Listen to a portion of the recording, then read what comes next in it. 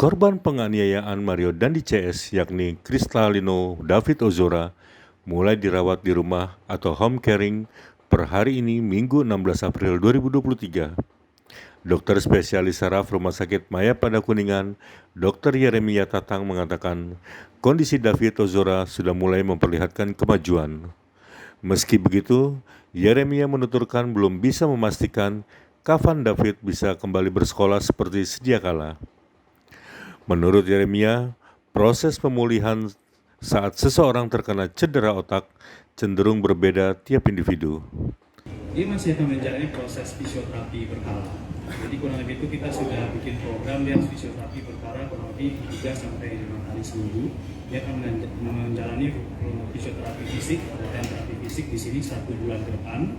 Dan juga kita akan memberikan dia latihan memori dan juga latihan kognisi, dan juga cognitive behavioral therapy. Jadi kita akan benar-benar memantau yang namanya kita atau namanya ada PTSD atau kejadian yang traumatik pasca trauma.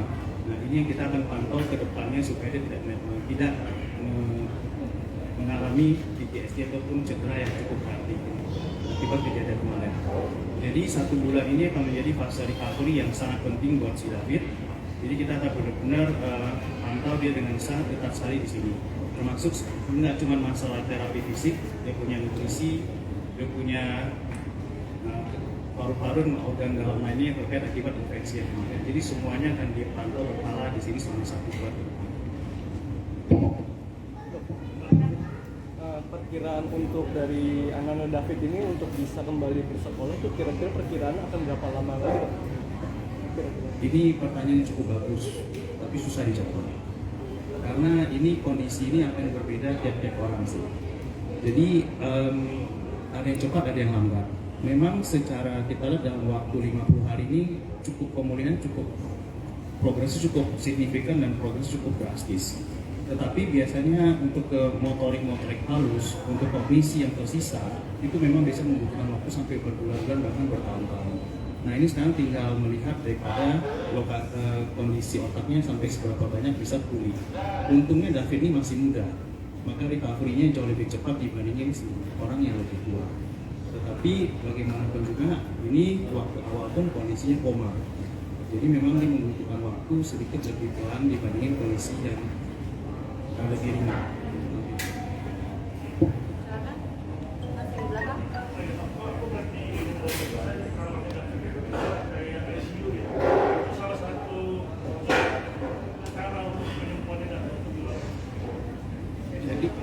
Jadi kenapa kita kunci David di HCU?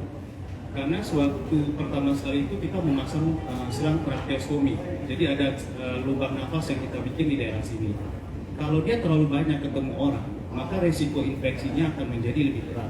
Sedangkan waktu dia datang itu kondisinya sangat berat sekali, infeksi cukup berat dan kuman di dalam darah sudah sangat berat sekali. Jadi kalau kita expose dia kepada tamu yang berkunjung, itu akan membuat infeksinya akan makin berat.